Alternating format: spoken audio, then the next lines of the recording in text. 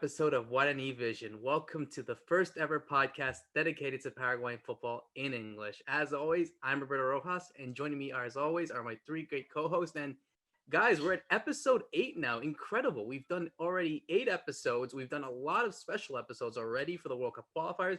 We did an interview with Diego Gavilan that we did last week. Everything's been going by fast, and it's been growing, guys. I mean, we've done very well on Twitter. We just hit over 200 uh, followers on Twitter. We've hit over 1,000 views already on YouTube, and we're edging close to 100 subscribers on YouTube as well. So everything is rising in this case for us on all types of social media, all platforms. So I'm very happy, and I'm sure all of us feel the same way as well. But we got a lot to talk about tonight, guys, and we'll start off first in South Beach, and to someone that finally told me to, well, not finally, but at least I finally come to my senses, Maria, to finally watch The Crown. I was like seeing so many people talk about it, but I've just never found the time to watch. And I'm thinking now they're in like their 4th season or something, and now I started watching the new episode. Like, wow, I don't know why I didn't start watching that very, very soon. But Maria, how are you? Hey Roberto, hey Raf, hey Fede, how are you guys? It's funny that you mentioned The Crown because I've been trying to watch the show since 2018 and I never really got into it. I don't know why, but now that season 4 came out and I saw that Princess Diana was included, I was like, I need to watch it, and I started watching and I got so into it. I don't know if you watch it, Ralph. I'm sure you have, but it's a great show. Speaking of great show, I'm so excited that we're on our 8th episode, including not including the other episodes that you mentioned. But yeah, it's crazy how time flies. We're almost at the end of the year. We got holidays here in the US, and it's incredible that we're coming to so far into this show, into this idea that we all started, and just looking forward to continuing now that the end of the year is coming forward. I hope that we can continue to watch and to make more episodes, and I hope that everyone that gets to watch us also gives us ideas as to what we can talk about and who we should talk to. So if you're watching, if you're listening, just give us whatever you guys think we should be doing, we should be talking about. Just let us know in the comments as well. But other than that, I wore my super fancy heart-shaped Paraguayan color shirts because my heart, Paraguay has my heart after this past couple of games that we witnessed. A draw against shocking draw against Argentina, and then a shocking draw against Bolivia as well. So it's been a tough couple of 2 weeks that we've done this last episode. And I'm looking forward to talking about all the crazy things that happened in this past qualifier games, as well as some Libertadores that are coming up, and some uh, the league that's going on as well in our beloved country. So I guess we could go into Paraguay with Fede and see what's going on over there. Is it still hot? Yes, it is. Yes, it is. It's starting to be hot, and you guys are probably putting your sweaters on over there in the north. How are you guys? It's nice to see you. Hi to everybody that's always coming back here to the Guarani Vision channel or to our podcast, wherever you are listening to us. It's great to be back. Well, we had a reality check with our Albirroja, with our Paraguayan national team. We'll be talking about that, about these last 2 matches, about the 4 matches, actually, because they are all so important, and now I think after the 4 matches, we can actually make look back and see what was done right, what was done wrong, what needs to be fixed. There's a lot of talk here after this last match that even some guys are asking for Berizzo to leave. It's like, no, it's time to do it. It's fast. We got to do it now because it's still early. We can fix this. This guy's not going to work. All the negativity is also running down after a historical draw for Bolivia, right? I think they got out of the field like like they actually won the game, and we were really sad. We were really disappointed. After that match, we were really happy about after Argentina. We'll be talking about that, and obviously we'll be talking about relegation. It's about that time here in Paraguay. Also, some teams are starting to look like they're not gonna make it for next year in the first league, in the first division, and we'll be talking about that. General Diaz is probably leaving the division, the first team, and obviously everything that's going on with the Paraguayan football also. Hi Roberto, hi Ralph, hi Maria. Hey guys, hey everyone. The Crown, I'll just say quickly, is a bit too much like A-level history, which people in Britain know what A-levels are. For you guys in the US, it's like high school. So I started watching the first 2 seasons, and then I was like, no, this is too much like being in school, because I learned all of that stuff. But back to football. I mean, history was made, talking about history with the draw against Bolivia, not the kind of history we wanted. It was also Paraguay's 200th ever game on home soil. It was the 200th goal they'd also received on home soil when Céspedes scored that second goal for Bolivia. So yeah, we'll be covering all that. I mean, I'm looking forward to the Libertadores next week. Libertad and Guarani, both at home. Let's see what they can do in the knockout stages.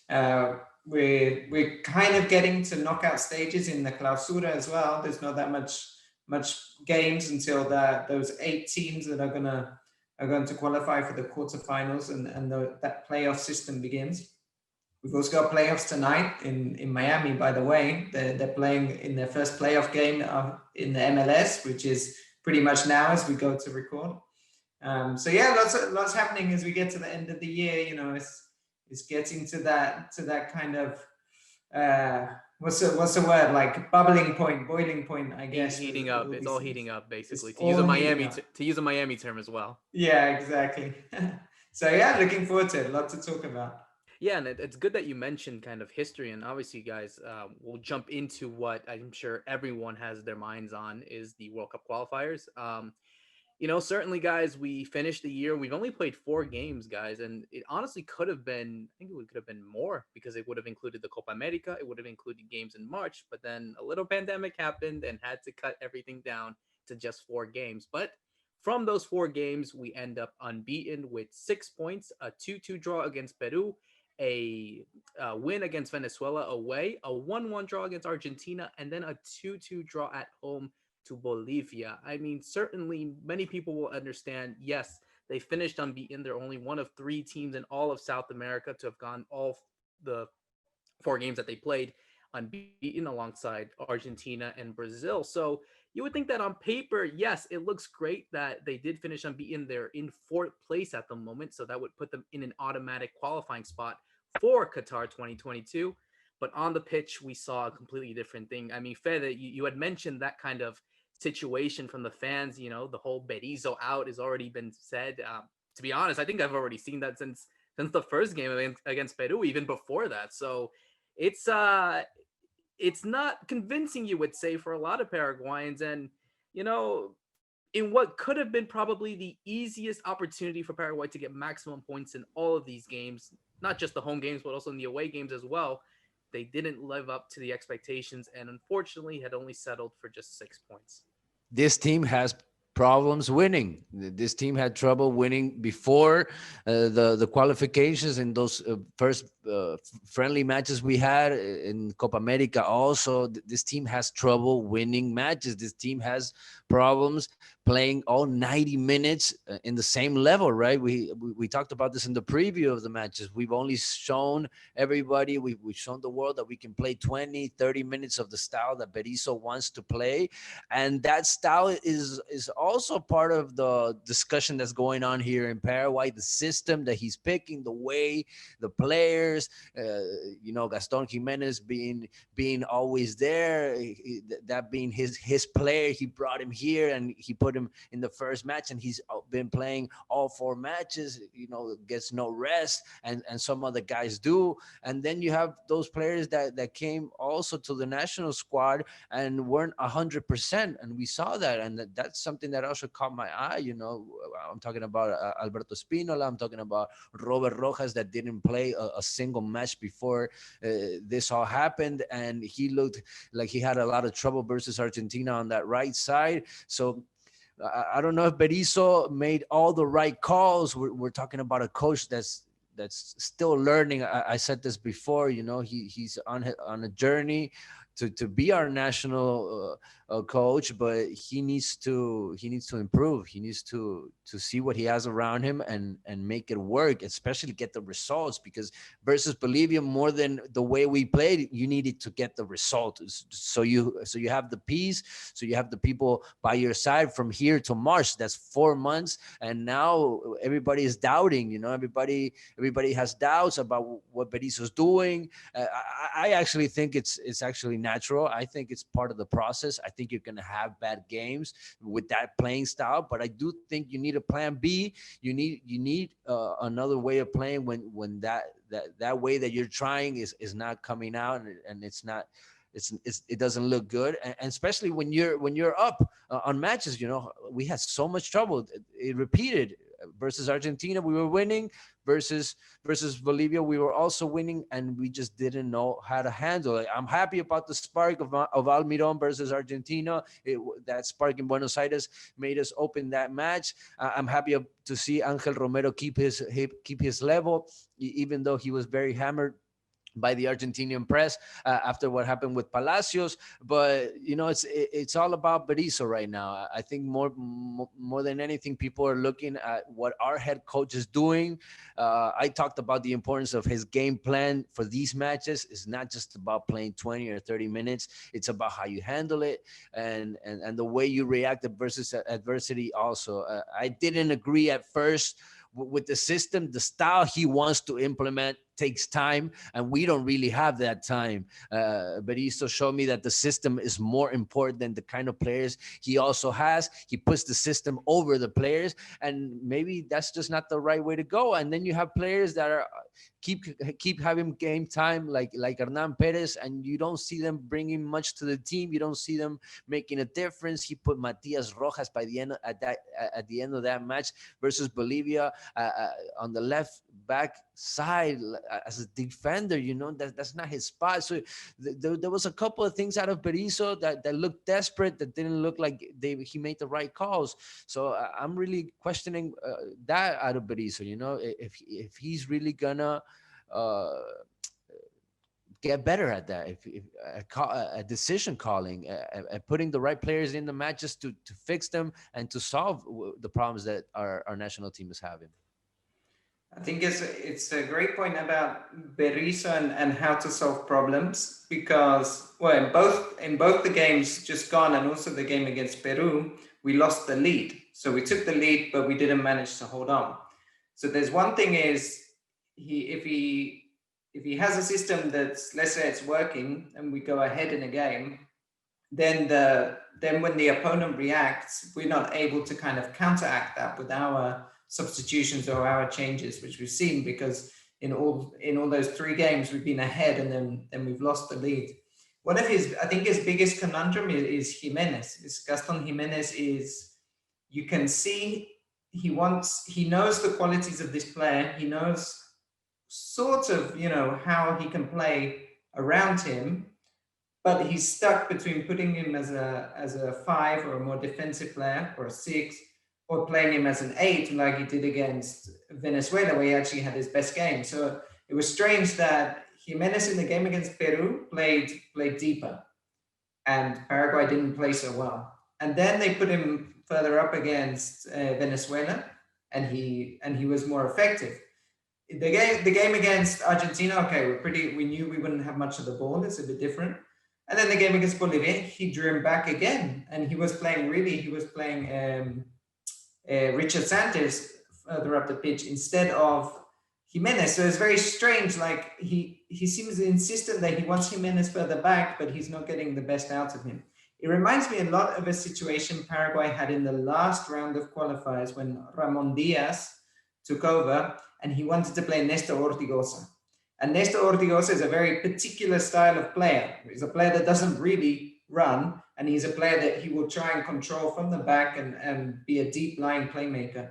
And I think he had similar problems. I remember we had one very good game against Brazil where we should have won in that qualifiers, where I think Ortigosa played really well, but otherwise he found it really hard to get the best out of him. So I think one of the big questions for Berizzo is about Jimenez is, do I keep him? But if I can't get the best out of him, then it's time to move on and look somewhere else. One of the bright spots, that's maybe one of the difficult spots. One of the bright spots I thought was Kaku, who came on and scored the equalizer against Bolivia. And Kaku is a player that we saw in the friendlies, is very effective. He is somebody that I think plays better in the role, that creative role, than someone like Richard Sanchez, that everybody was talking about. Let's have Richard Sanchez playing in this more creative role. But actually, I think what we've seen from Kaku is his effectiveness has been higher.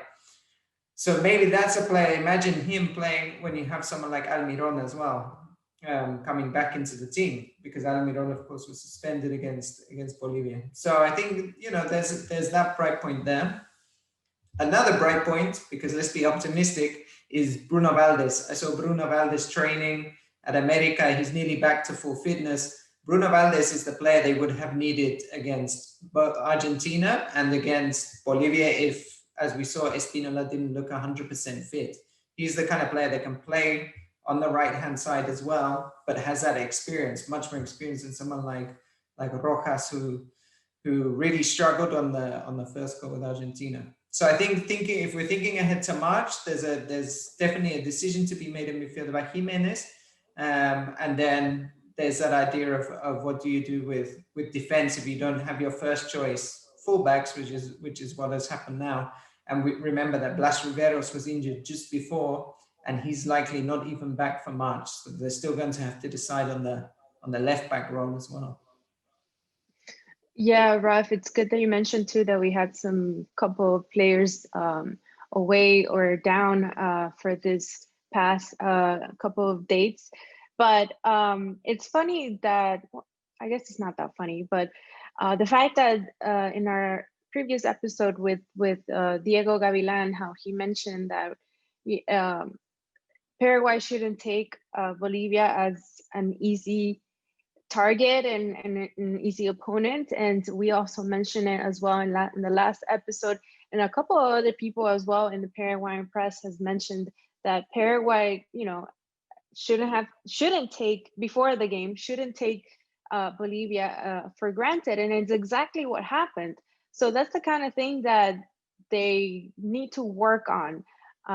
Yes, they played fantastic with Argentina and had, I guess, one of their best games so far, in my opinion. But against Bolivia, they made so many mistakes.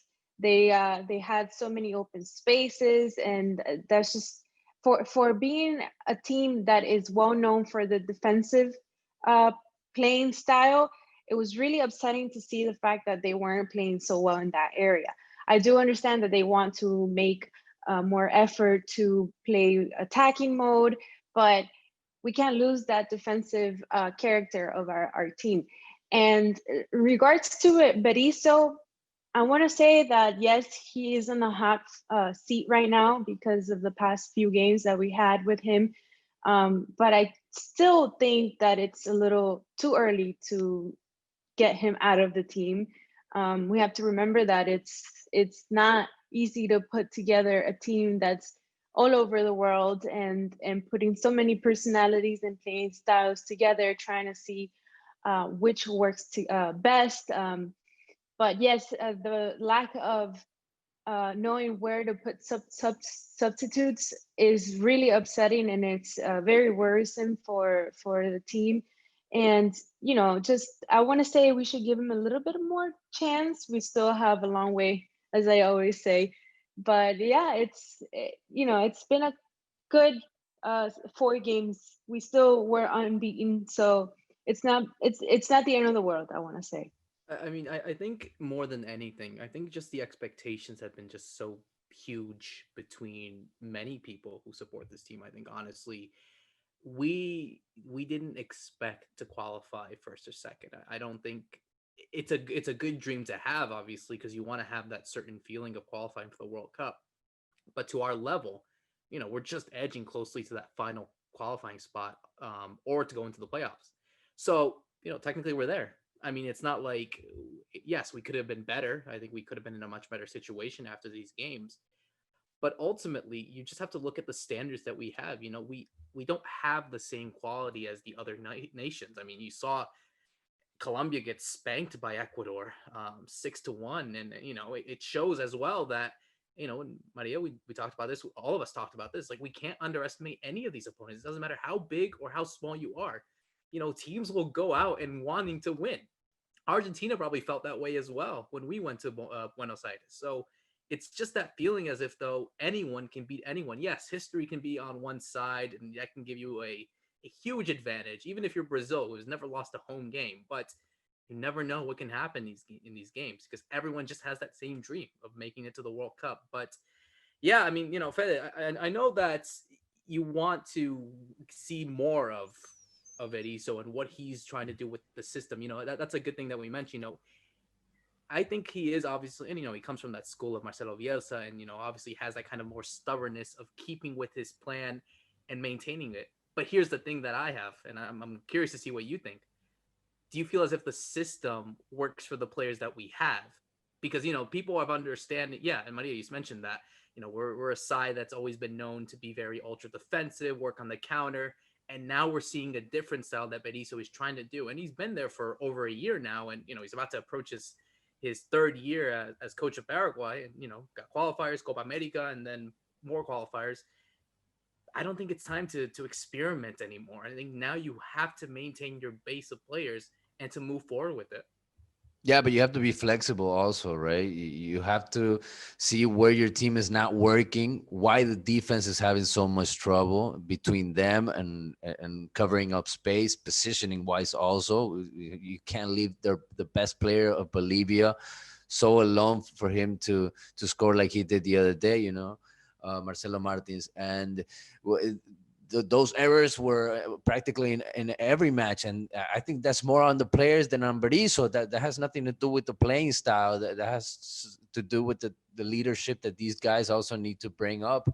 But Berizzo, his style, the election of player, the selection that he makes for every match, it goes around that. It goes around the system. He picks players because of the way that he wants to play. Uh, he could have played with two forwards versus Bolivia, put two big guys there in the box, and he didn't do that. He put Tony Sanabria, and Tony Sanabria barely touched the ball in the box. He only touched it once, and he fell on the floor, and then Kaku Romero came from the back and cleaned up the mess, and put a goal on the net. And we had so much trouble again making plays. So the system is probably not working in that sense. Your defense is having problems. Your midfield is looking sloppy. It doesn't know what to do with the ball. And then you have your forwards that are not getting chances. So the team itself is not working the way you think it should work. It works for 20 minutes. It works for 30 minutes. You keep up that pace for 20 to 30 minutes, that pressure, the high pressure, and you get a couple of balls back like you did versus Argentina, and you put that team versus the ropes. But then what? Then you just don't keep it up. You don't keep having the ball. So you have to have another style. You have to be more flexible. Berizzo, I think, has an open mind. I think he will listen to everyone around him. I think he will listen also to the press. He didn't want to put a very defensive midfielder, and he put Morel, Jorge Morel once, and that was a big solution. But he didn't want to do that for now. He wants those midfielders that can play with the ball, that can go box to box, and so he's having trouble, I think, picking the right players and the right system. I don't think he has to die with his style. I think he has to be more flexible and look that Paraguay historically has played in other ways, and sometimes you have to get out of that system just to get the results, like I believe we needed to do versus Bolivia. We tried, we kept touching the ball, we kept going back to defense, even at minute 90 when we needed to throw the ball into the box for the big guys to at least header one or two chances, and we couldn't even do that. So I'm worried about the leadership that Berizzo is giving us from the bench, and I'm worried about the leadership that I'm seeing from our players inside the pitch also. Who are the real leaders in the pitch? I'm really worried about that.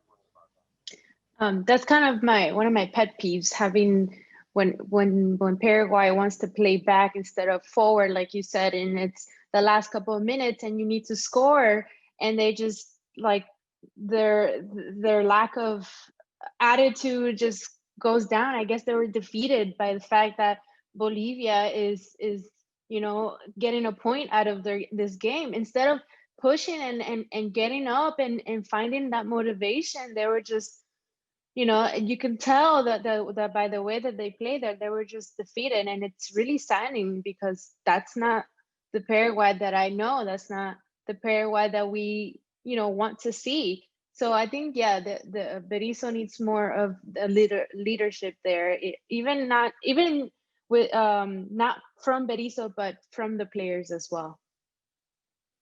Yeah, I think, but it comes back to some of the things Fede says about intensity as well, is that they're playing such this high tempo kind of pressing early on in the game that often by the end they can't see it through. I mean, is a classic problem that Bielsa has as well, right? That he's had with all his teams, and Berizzo has a similar system that you have to be super athletic to try and play this style that he's trying to impose.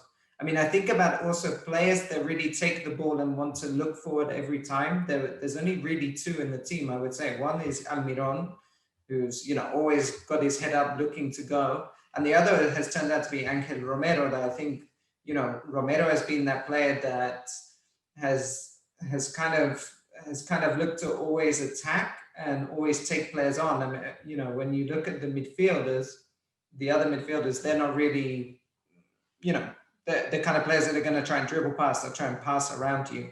But they don't have that kind of technique or skill or speed that somebody like Angel Romero has. And he's been a bright point for sure. If you remember, he didn't start that first game against Peru, and then he came off the bench and scored the goals. So since then, he's kind of got into the starting lineup.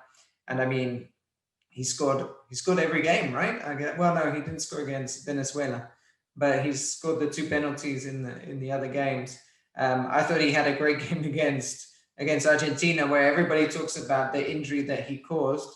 But he was getting kicked all around Buenos Aires as well, and he still got up. He was still running at players, still taking them on. So I think we're seeing kind of these bright points around the team. What we need is maybe those other parts of the jigsaw, and that's the real pressure on Berizzo, trying to get those pieces, I suppose, to fit into this team.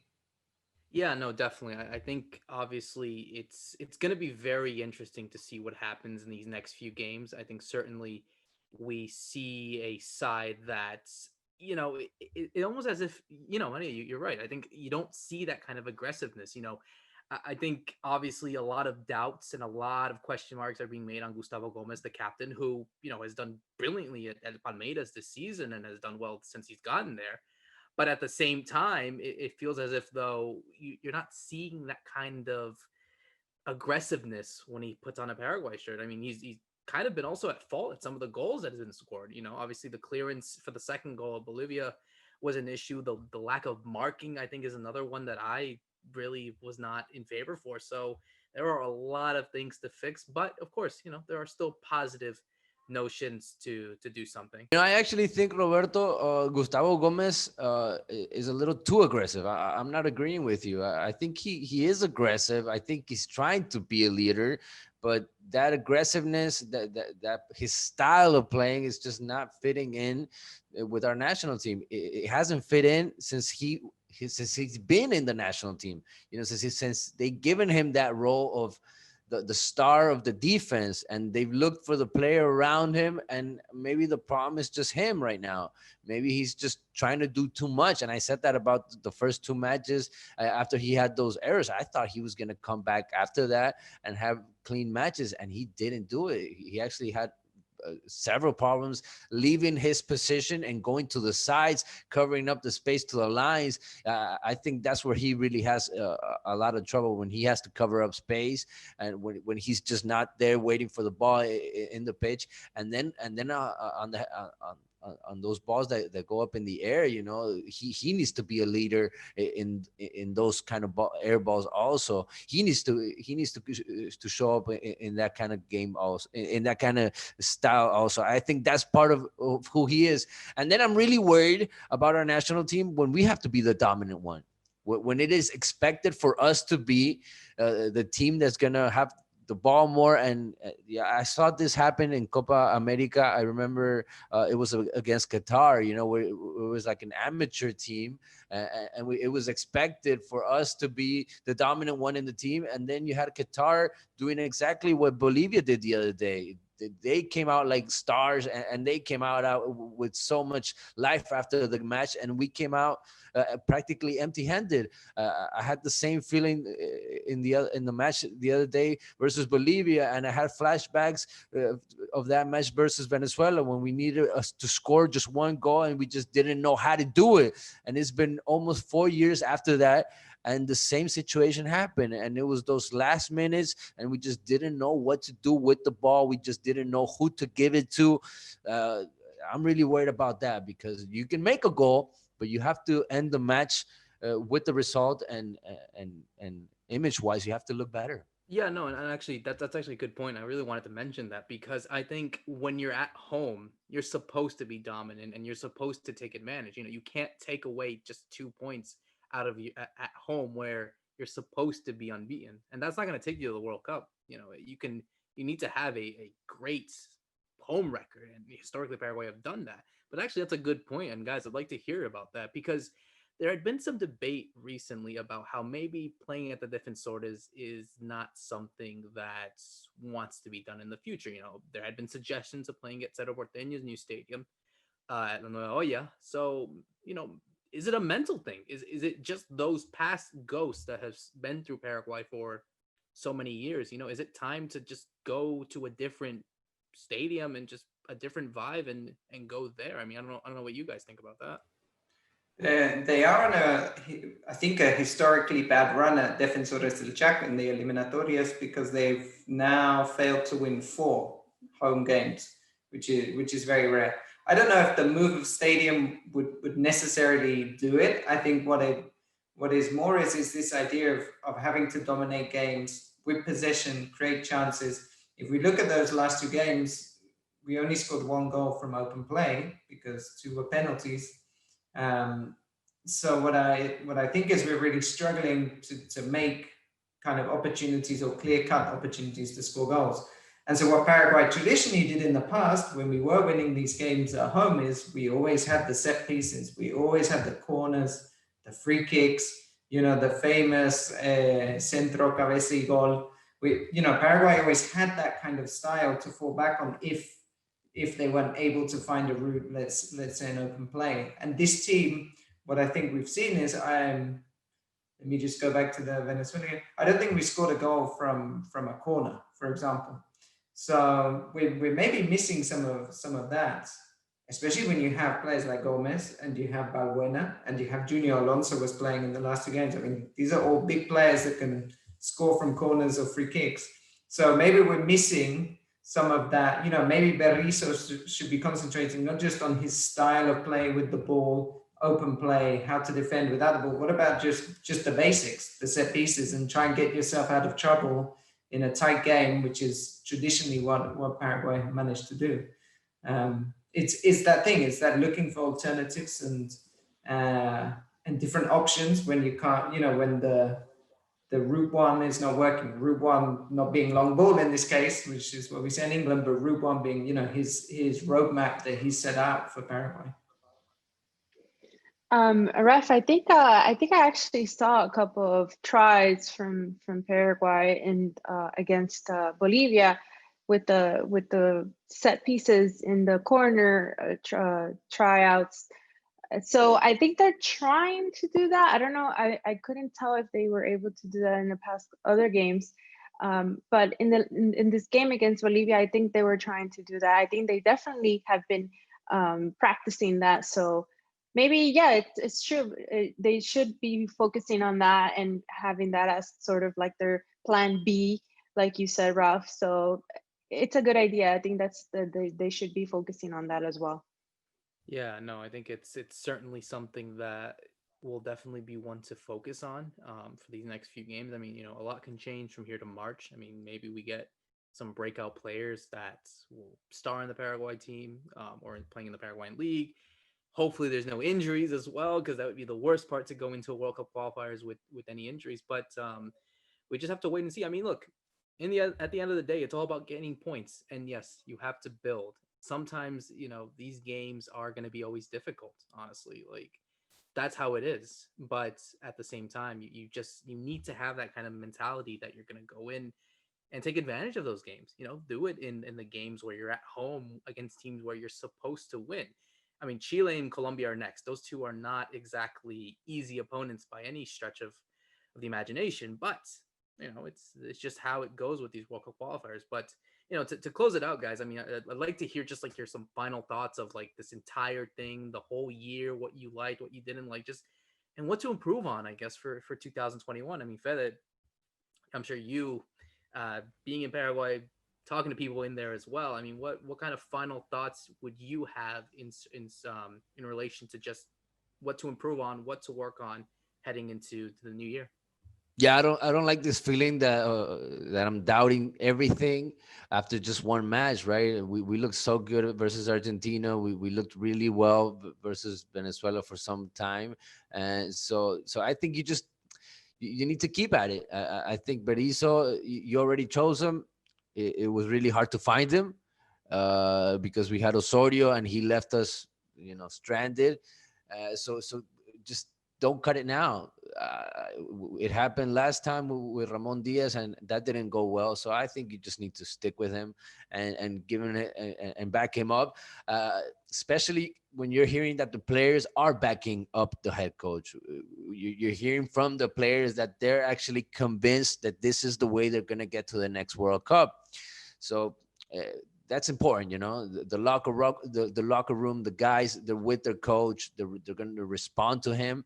I think that's a very big step forward, that we have that leader inside the locker room that can talk to the guys, and the guys can respond, they can listen to him. But he needs to get better. He needs to decision calling. I just said it. He needs to review everything he's done till now. And I think even the players that he's calling, I think he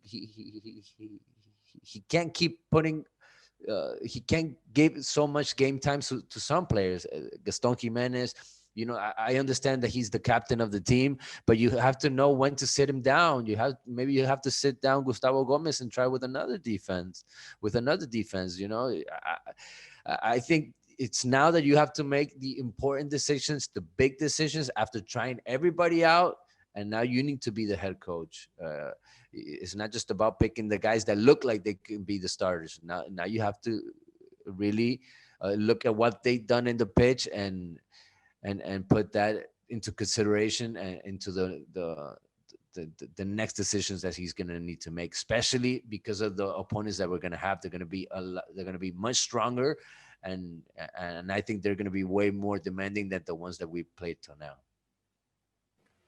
Yeah, I think if I had to give Berizzo like a grade, I'd give him a C, because he hasn't lost a game, but you can see there's a lot to improve on. And I definitely agree with Fede that this is not the time to start thinking about changing the coach or anything. We're not in a Colombia situation that they've just lost 4-0 at home, 6-1 to Ecuador. We're nowhere near that situation. We don't need a big change. And I think, the players, as the more they're together, this group of players, they'll grow together, they'll understand each other better. So I think, for sure it's continue the process, but there's still that work to improve, because at the moment we're a team that's hard to beat, which is fine, but at some point we have to start taking, start getting the 3 points in games. And I think from the next combo, I mean, you need 4 points at least. You can't have 2 points. 2 draws is not going to be enough against Chile and Colombia, because we've dropped now the points against Bolivia, which is, for everybody else, we'll probably beat Bolivia at home. So now we're going to be playing catch up in that respect. So yeah, I'll give him a C, and still hopeful that Berizzo can be the man to get us into at least into that playoff spot where we can have a dream of going to Qatar. Oh yeah, I agree with both of you, Ralph and Fede. I think it's still a little too early to let Berizzo go. He's still, I think he's really trying to get this Paraguay team to work and get to Qatar, which is the ultimate goal. And there's been a lot of good things that we've seen from this team. So I don't think there's I don't think everything is negative. Obviously, it was not a good turnout against Bolivia, but we still have a couple of more games to go, and I gotta learn from our mistakes, from what happened, and put that forward and make it better and learn from it, and keep practicing, and have the players that didn't get a chance to play have play well during their club time, and see if they can get that time with Berizzo. So it's overall, I think we did pretty well. I'm still proud of what we've done in the last couple of 4 games. So it's a waiting thing.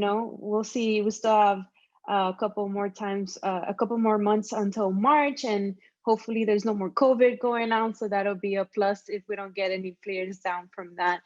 So yeah, we'll see, guys. I think we're going in the right direction.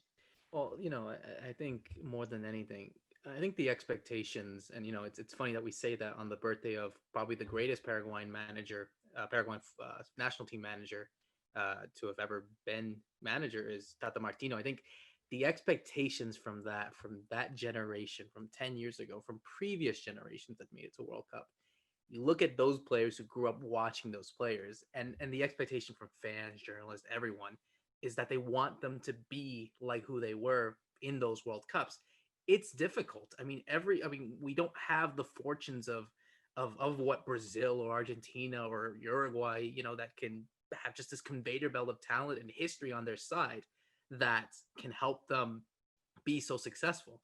So I think as well, yes, I think we should maintain our faith. I think you bring up a good point about how this team is starting to feel as if though they're backing the coach is backing the team, they're trusting them.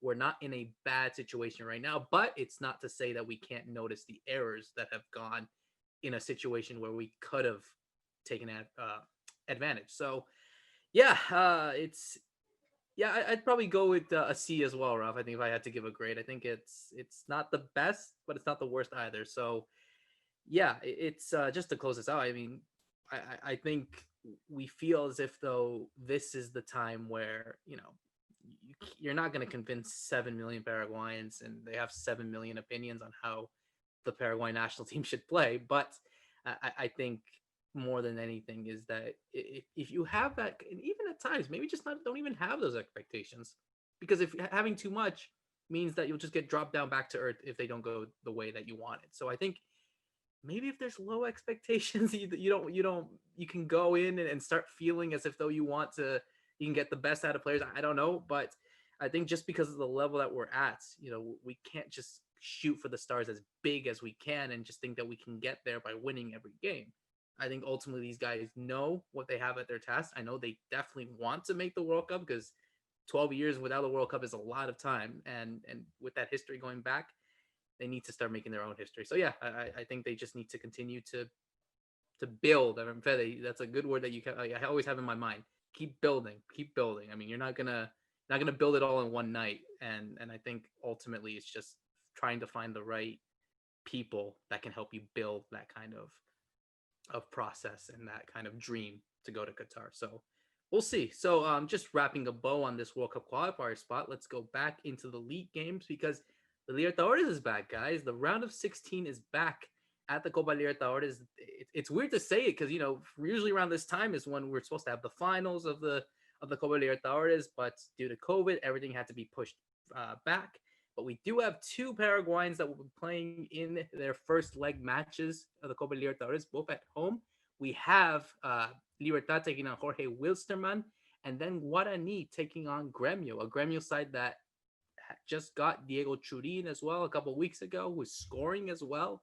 So a lot of storylines in that one, guys. And Ralph, going into you on this one, how are you feeling heading into the next few days before these two clashes for both the Paraguayan sides? I guess for Libertad against Wilstermann, that will be a small revenge, right? Because it's a Paraguay-Bolivia matchup again. So let's see if Libertad can do what the national team didn't do and beat a Bolivian team at home, which I think they will. I mean, Wilstermann played incredibly well to qualify. They're definitely the surprise package, I would say, of these knockout stages. But Libertad, we know, have a very strong team. Where they've been struggling is between the managers. So when Ramon Diaz couldn't get the best out of them, Morínigo has come in and looked, I would say, quite shaky at times in terms of trying to build that team and get those pieces working. But kind of player for player, on paper, they're stronger than Wilstermann. They will want to win this game at home. They have the quality to win this at home.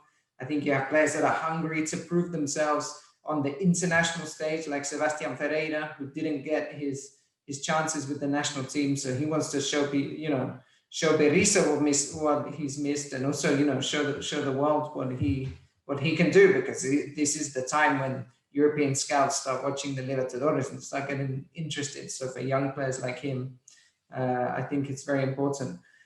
It will be interesting to see what Morínigo does in terms of some team selection. When they had to qualify in the final group game, he went with some veterans. He's been playing people like Sergio Aquino and Paulo de Silva, who are both over 40 years old. So I'm interested to see if he goes with that idea again, because he's worried about match experience and he knows this is kind of knockout times, or he'll trust some of the younger talent and I would say the players that are on an upward trajectory in their careers. So yeah, that one's an interesting tie. I'm pretty confident Libertad will win. I'll be interested to see Sebastián Ferreira. I'm assuming Antonio Barreiro is fit. That's a player I always like watching.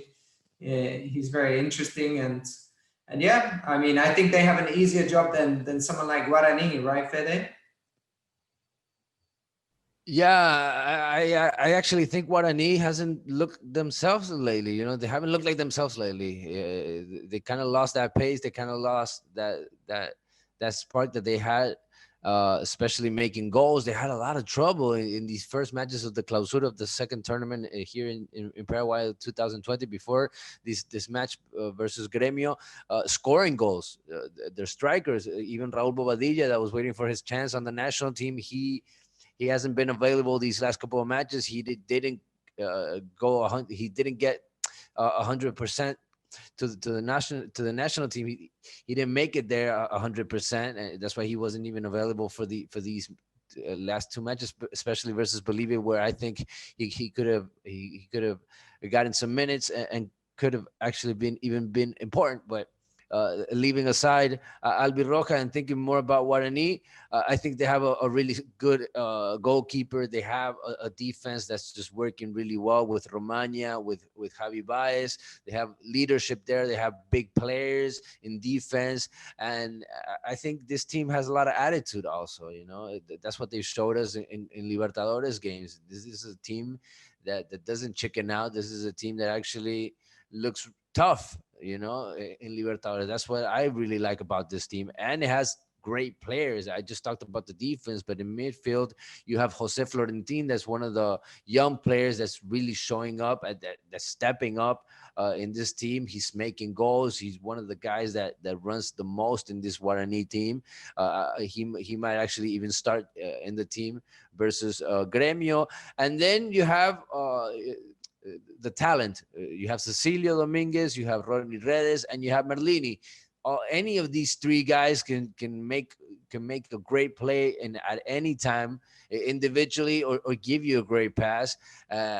So I think it's going to be up to these three guys. And up ahead you have Raul Bobadilla, who I just talked about, and then you have Fernandez. He grew. I think he grew up. He grew a lot. I think he's more of a player now than just a striker. I think he plays a lot better for the team than for himself. So I think Guarani is in a better position as a team itself than Libertad. I'm expecting actually for Guarani to make it a run versus Gremio, and I think Wisterman could even surprise Libertad, because they actually been one of the surprises till now in Libertadores. So if I had to put my money on one of these two teams to getting a good result, I think it would be Guarani, even though they haven't looked like themselves since the Clausura started. Well, it's good that you mentioned that, and actually, that's for some it would be surprising because Gremio you would think is maybe the harder opponent than what Wilstermann will be. So it's actually interesting that you say that, but I agree. And I think, it's interesting that you say that they haven't done so well when it comes to league competition in the Clausura. But I think that mentality just gets switched up when you go into Libertadores. I think that's where people will be mainly focused, and they understand the objective. They understand that they can play fearless. I mean, yes, I think it's always important to do well in your league and to in the situation that they're in, and the way that it's formatted, it's different than it is in previous years. So I think this proves, or at least for them, is thinking that they can go out there and play with that hunger and just desire, and the fact that they're a team that don't fear anything.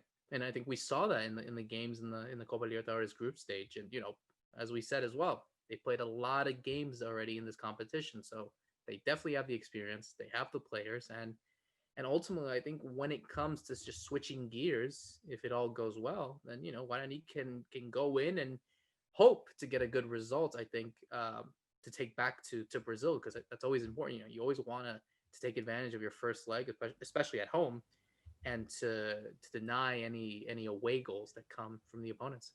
Plus, if you leave Gremio out of the competition, if you get them out of the competition, people are gonna look at you differently. I don't think people are gonna look at differently at Libertad if they leave Wusterman out. It is expected for Libertad to get this team out of Libertadores, because Libertad got ready for this. Libertad got ready at the beginning of the year to make it to the final stages of Libertadores. Not Guarani. Guarani was the team that had the longest road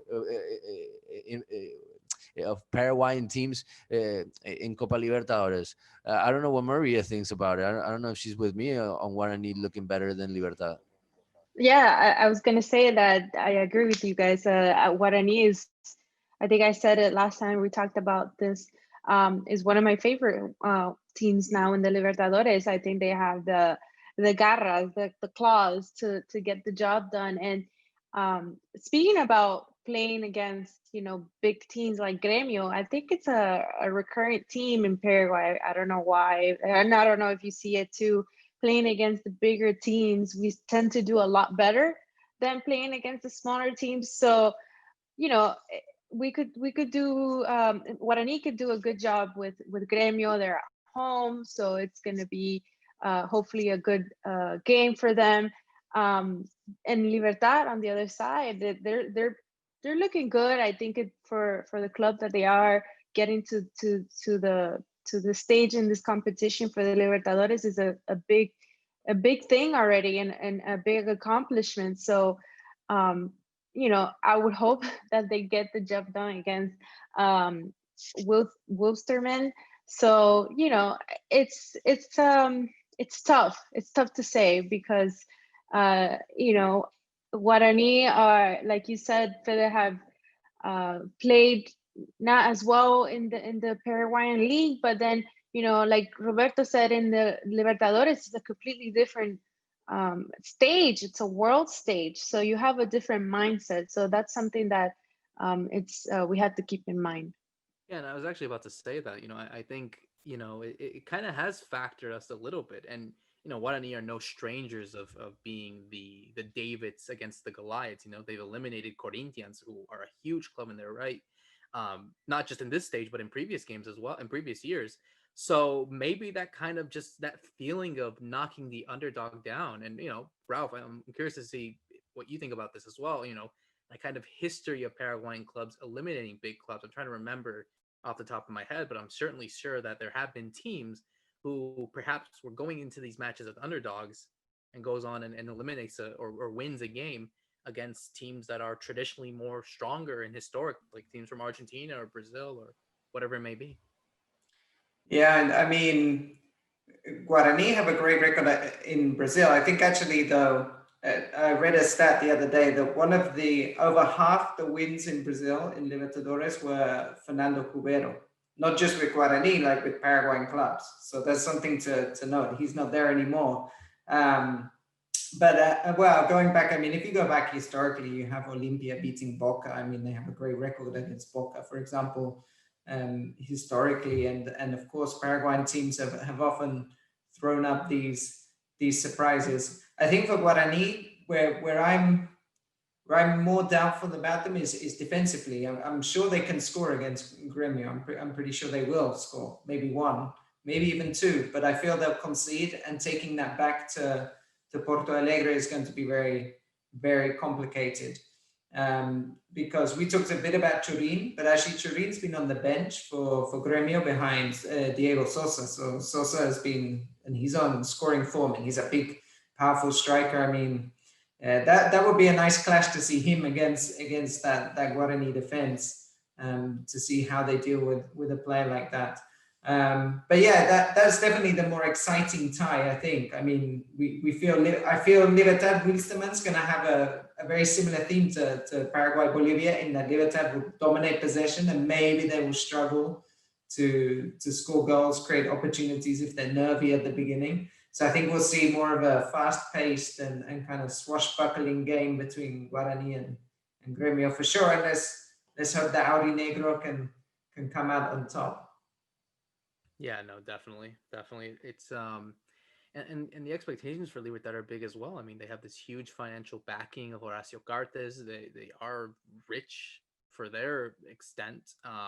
So the expectation for them is, it's always a running joke. It's as if though Libertad is a team that bought themselves into success, and their fans are not as big in comparison to Olimpia, Cerro, Guarani, etc. So the expectations for them are much bigger than what Guarani is, because Guarani has been a side that, yeah, they've always contended in this competition and they always want to do well, but maybe they're not just as financially strong as what Libertad is, or Cerro, or Olimpia. So it's always been a debate there. But no, I think we can feel as if though both these sides, if they play their cards right, can go in confident and get a good result to take them back to the second leg when they're away, because that's always the most important, is trying to dominate your first leg as best as you can, to then figure out what works best to take the result in the second leg.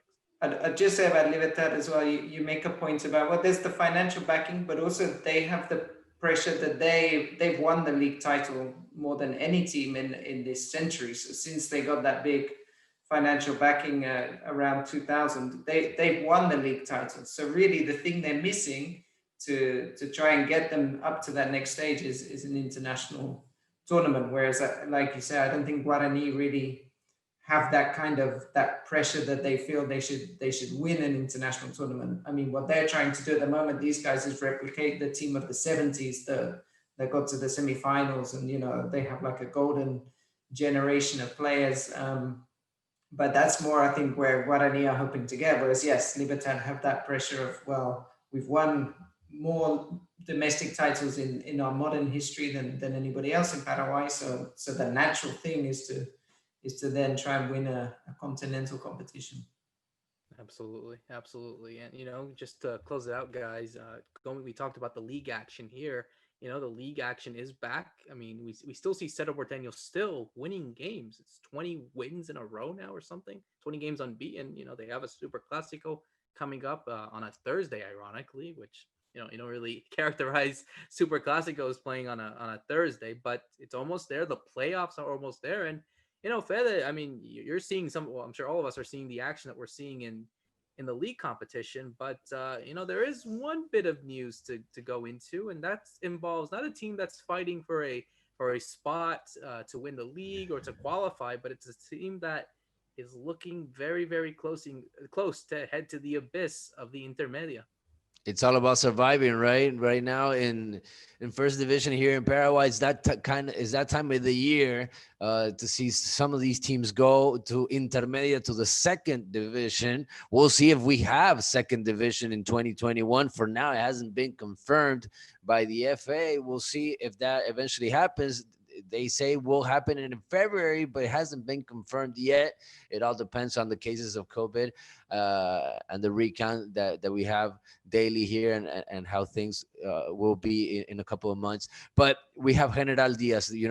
They've been suffering all year, not just with matches, not just because of relegation, but mainly with the financial issues. We're talking about a team that sometimes even the players went to strike.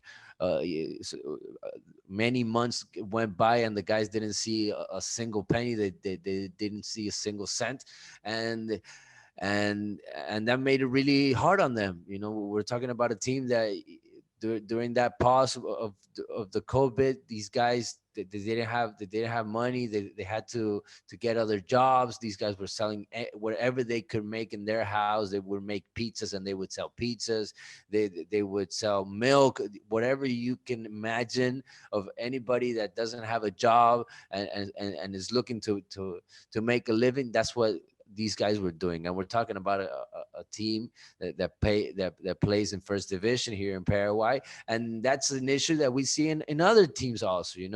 There's a lot of talk about the fair play of FIFA coming in next year, and that should solve some of these problems about the financial issue, where the money goes and how the money is used here in the clubs in first division in Paraguay. We'll see if that actually fixes what happened in General Diaz. This is something that they carried on not only this year. It was a problem they had last year. And the worst thing is they actually have really good players, because if you look at General Diaz and the players that came out lately out of their academy, it's a lot of them. Even some of them went to other teams like Cerro Porteño, and they were champions. Cerro Porteño has like 3 or 4 of them now. Chiqui Arce, he was a head coach of General Diaz a couple of seasons ago, and so he knows the players, and he took the talent with him to Cerro Porteño, and other teams have also done it. Libertad took Campuzano just a couple of months ago also. So you have so many things to look at besides the financial issues, and besides leaving the first division. I think General Diaz, after being a couple of years here in first division, they leave something. They also leave this footprint of how not to do things in the first division financial wise, because I think that's mainly the reason. You also have cases like Sportivo Luqueño that has the same trouble, but that's more of a political thing in the city, and the problem with the president. In General Diaz, it's more about no money coming in and knowing how to handle the money that you can make and the money that can come in the club, and it just hasn't been enough for them. And plus, they don't have fans. You go to their home games and they don't even have fans. That was something that caught my eye always. Why do you want to have a club if you're not going to have fans, if you're not going to look for that support of the people that live close to the club? So maybe right now General Diaz was in first division just to sell players, just to be a team where you can move money around for the president or something like that. These teams that come into the first division, they need to have another purpose, I believe, and General Diaz didn't have the clear purpose. Yeah, and maybe I'm guilty, Fede, because my house in Paraguay is basically on Curva Romero, which the people that know the area, I'm like 5 minutes away from General Diaz. And I used to go and play football there. They have the synthetic pitches, like 7-a-side, and that's one of the ways they were making money because you can rent that out. But when I went to go and watch a game in Luque, because they're in the city of Luque, I went to the Feliciano Cáceres, which is a longer drive for me, but it's to go and see Sportivo Luqueño.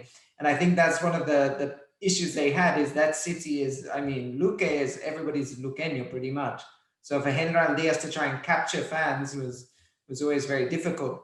And they actually missed a huge opportunity of a financial opportunity if they could have moved, because they built a huge motorway around that area, and one of the bypasses was meant to go through where the stadium is, and I think the government wanted to move them on, but they turned that money down and they wanted to stick with their stadium, and of course now they're in this financial trouble. But it's very important, I think, for those people that are watching, maybe from the US or from England. I mean, in England, we're seeing in lower divisions, lots of financial problems. But the reality is this is the top division of Paraguayan football, and you really only have 4 or 5 clubs that are, I would say, long-term sustainable. So, I mean, maybe in another episode, we can dive into this in more detail, but for sure, it's something that's very complicated in the country. And when you're in a country of only 7 million people, how to generate enough money to keep that football going. Yeah, Ralph, I just wanted to point out really quick something that I've seen for years and in the Paraguayan division, first division, is the fact that, and probably for people that don't know this and that are watching or listening, the fact that we have such a high concentration of teams in just one city, which is Asunción, it's not really ideal for any kind of league. So I think teams such as General Diaz should look into maybe possibly opening or moving their facilities to another city. You know, there's bigger cities as well in Paraguay. Not everything is in Asunción, but like Ralph said, it's just probably a topic that we could do in another episode. But yeah, it's just something that maybe the federation should consider, you know, opening more clubs in other cities as well. Yeah, no, that's a good point. I was just like looking at it real quick. So half of the teams in the first division right now play in Asunción. Then obviously you have the ones in the outskirts, Villa Lisa, where Sol de America is, the 2 teams in Luque, General Diaz, Sportivo Luqueño, San Lorenzo, 12 de Octubre, who play in Itagua, and Guarani, the new team, who play in Villarrica. So yeah, it is very interesting to see these kind of issues that have been going on. And, you know, for a country that definitely has a lot of inequality economically as well, it shouldn't be the case. You know, Ralph, it's good that you mentioned how, well, not good, I would say, but bad that there are teams that are suffering, but those are more in the lower tiers, you know, the more amateur leagues or below the 4th division, so semi-pro in a way. But this is happening in the first division of a top South American league. It shouldn't happen. It should not happen. But yeah, it's been interesting to say the least of what's been going on for General Diaz, and you know, it probably could get worse. But at the end, you know, and Fede, you had mentioned this, I think it was coming. It was coming. So if people feel surprised about their soon to be relegation, I think when we look at everything that happened to them, it would be more understandable. But I guess we shouldn't end with a somber note, because I hate having to do that. But no, guys, it was a great chat. A lot. It hasn't been our happiest episode.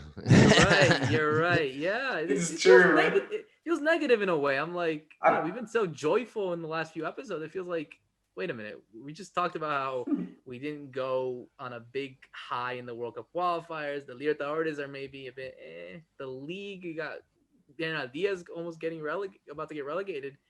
Man, we got a really somber episode.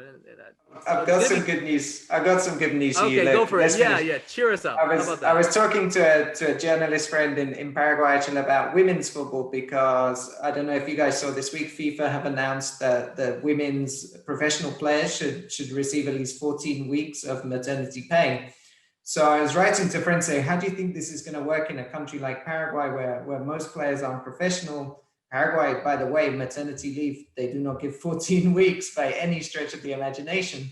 But he told me that actually they're bringing in a rule that from next year, every club in Paraguay, every women's club needs to have at least 3 professional players signed on.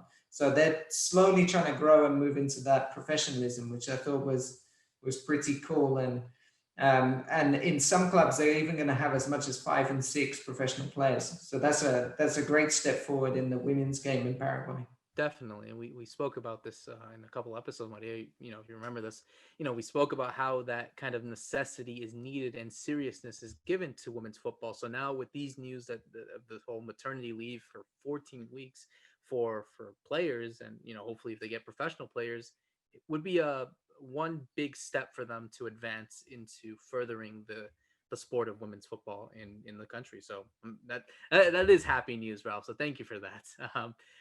So we'll end on that happy note, guys. And, you know, again, another great episode as always. Got a lot to talk about with the next few weeks that are going on. You know, league action, Libertadores, the Paraguayans abroad. You know, there have been some drama that's been going on somewhere in Europe, but, you know, there's always something going on in Paraguay. It feels like for a country that is not as well known, there's always something there in terms of drama and in terms of excitement in a way as well. But no, guys, thank you again. And thank you for everyone for tuning in. So for myself, Roberto Rojas, for Ralph, for Maria, and for Fede, thank you so much for listening to this episode of Guarani Vision. See you soon.